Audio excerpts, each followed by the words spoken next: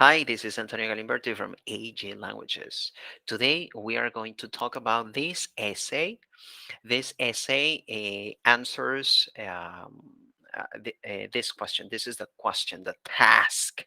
Do you agree or disagree with the following statement? It is best for children to live with their parents for as long as possible. Use details and examples to support your response. We have an introduction with 46 words. We have a first body paragraph with kind of like 88 words. And then another paragraph with 91 words, and we have a conclusion with 60 words. Well, that was what we originally had at the beginning, right? So, what corrections and what comments can have we made after discussing and reviewing this essay with the student? Remember, the objective of this video is not to correct grammar or punctuation or vocabulary. We are going to focus on organization and on some details, tiny little details that will help you a lot to improve your writing when you have to work on a task like this. So, four paragraphs. First, the first paragraph is the introduction, then you have two body paragraphs and the conclusion. In the introduction, it says, everyone loves children, especially parents. They want to have their children with themselves forever. But one day, parents have to face the reality. Their children will grow up. But until that happens, young ones have to be with their parents for as long as possible for two reasons. So, this is the statement, the thesis statement. And here is where the student is giving his opinion. He says that. um it is better for children to live with their parents for as long as possible. So I have the feeling that here we need something else. The task is talking about leaving home or staying at home. It is not only talking about growing up. So, in my humble opinion, here we need something else. Their children will grow up and leave home. Yes. But until that happens, young ones have to be with their parents for as long as possible for two reasons. So, since we are talking about living or staying, in my opinion, we need this here because this is not only about growing up, right? Now, do you see lots of light blues and oranges here? Well, oranges, not oranges, no, words that have been highlighted in orange. Um, there is a common problem when or a difficulty, that is the word, when we include two different groups of people in a paragraph. So here he's talking about children in general, green. He's also talking about parents, light blue, and he's talking about these parents' children, orange. So we have different groups of people in plural. What happens when you're writing? You will have to use they all the time and their. But sometimes they or their will refer back to parents or to children. So in order to avoid confusion, you have to repeat key words constantly so that you know what you are referring to when you say they or when you say their or when you say them.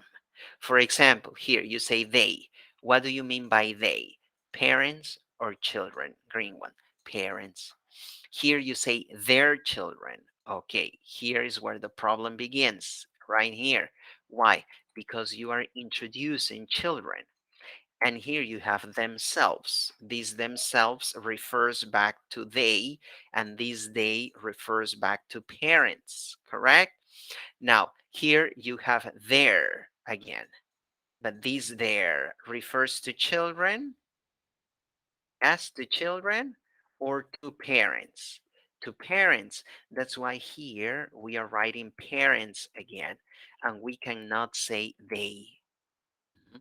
Because if you only say they, there is a moment in the reading of the paragraph when you will ask yourself, they. What does the author mean by they? Is he talking about the parents or is he referring to children? So in order to avoid that confusion, what do? We repeat keywords. In this case, we're repeating parents, then children here. And if we put they here, again, in my opinion, you have children here. That's correct. But you have parents like kind of too close in the context. So, in my opinion, you need a phrase or a word that means children so that this there is clear here because this there refers back to young ones. I hope that all of this is clear. It's very important to avoid confusion. Okay, repeating keywords so that you can use reference well. Now, here we have a nice topic sentence. Remember, the student is saying that it is better to stay at home. Children should stay at home for as long as possible. The original topic sentence was children have to learn a lot of things. Yes, that's correct. But this was necessary from their parents. Why? Because children can learn a lot of things from YouTube.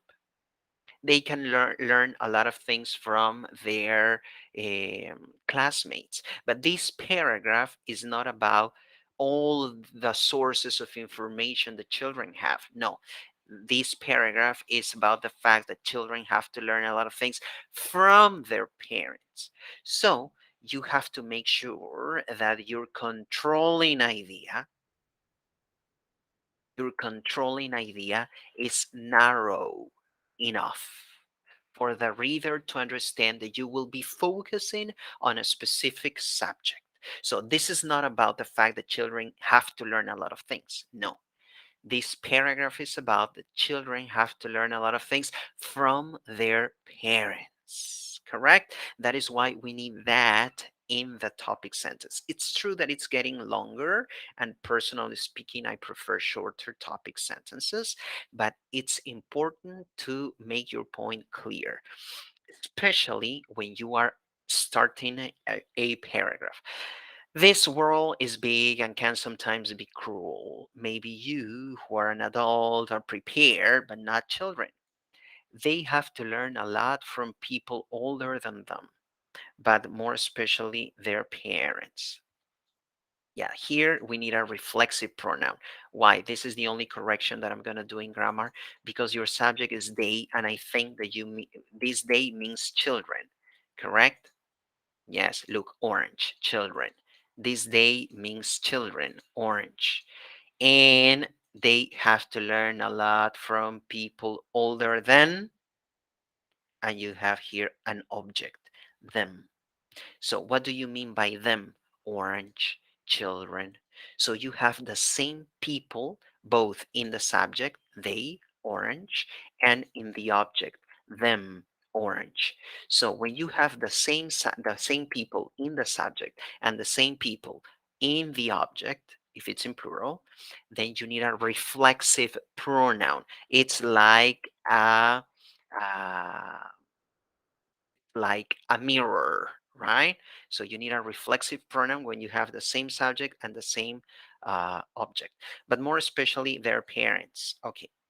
Now, here, this underlined sentence. Do you have the feeling that this sentence is too similar to the topic sentence?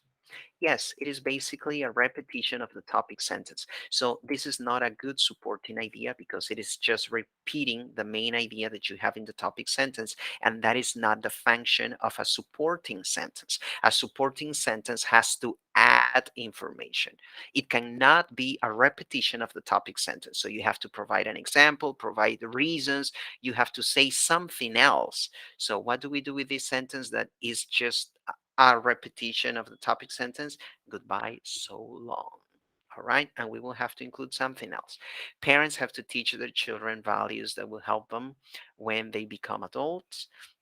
The most important people in the education of kids are their parents, but without that, young individuals will be lost. So here we're using young individuals instead of children. Yes, because if we put they, the question is who will be lost? Are you talking about parents? Parents is just there. That's why it is sometimes troublesome. It's a difficulty, a challenge to use reference, especially when you have two groups of people in plural. You have parents and you have children. So then when you write they, what do you mean? Do you mean parents? Do you mean children? If you want to avoid that, what do? You just use similar words or phrases. Instead of saying children, you say young individuals, and you know now that you mean children by they, right? Okay, so the next paragraph. The world is dangerous. Just imagine this topic sentence. The world is dangerous. What is the topic here? The world is dangerous. Okay, yes. Why? There are bombs, there are earthquakes, there are criminals. Are you going to talk about traffic in your city? Because sometimes traffic in the city is dangerous. What do you mean by dangerous? Yeah, dangerous for children. You see? So your controlling idea has to be specific. If it is narrow enough, you will have it clear here in your mind what to write about. The world is dangerous for children. All right. There are some people that like to make it suffer, and parents have to protect their children and teach them to avoid these problems. It's true that some children like to be rebels and explorers, and that's good. Curiosity is always welcomed, but sadly, children are vulnerable in this world. They need to be protected from drug dealers or perverts, especially littlest children, because they're the most vulnerable of the young ones for their lack of physical strength and innocence. Here we changed the order of the sentences. Look, here we have orange and green, but originally we had green, no, sorry, orange, green, orange, green. No, it cannot be like that. You cannot be jumping from one idea to another, then moving back to the previous idea, and then moving backwards towards the other idea. No, you just develop one idea, orange, and the next idea, green. It's not a good idea to have orange, green, orange, green. All right. So pay attention to how you organize your topics or your supporting ideas in a paragraph. In conclusion, parents are important for their children. This is the thesis statement. Here, he's answering the question or paraphrasing, just copying the very same words that he has in the past. That's not a good idea, but we have done it this time. It is best for children to live with their parents for as long as possible. So that's the conclusion this student is reaching. Parents have to teach their kids the good values of our society and have to protect them from the dangers of the world. Children are our future and we have to protect them. Okay, concluding phrase right there. That's nice. Then parents are important for their children, but the thesis statement is all of this, in my opinion. That's the main idea of the essay. And here the student is summarizing the two body paragraphs, and he's including a concluding statement, final thoughts, right? You have one, two, three there, so that's fine. The three main ingredients in a conclusion. So what have we learned here? When you write an introduction, make sure that if you have two groups of people in plural, it is clear for the reader to understand what you mean by they or them. Are you talking about parents? Are you talking about children? To avoid confusions, what do? You repeat keywords several times using the same word or similar phrases. Then your topic sentences have to be narrower, okay, very specific. So you have to work on your controlling ideas so that it's easy for me to identify that specific point that you are getting at, right? Here, there's an example, or there are two examples of topic sentences. Bananas can be eaten in different ways. So you have your topic bananas, but your controlling idea is very specific. The other sentence, bananas are grown in Ecuador. Topic, bananas, controlling ideas, or controlling idea are grown in Ecuador. It's clear that you will be talking about growing bananas in Ecuador. The same problem was here. The world is dangerous. No, the world is dangerous for children, right? And then group similar ideas together, all right? And don't move from one point to another, going backwards again during the paragraph. And beautiful conclusion, right? Summarizing or paraphrasing the thesis, summarizing the body, and including final comments. So I hope this video is useful for you. Thanks for watching. See you next time.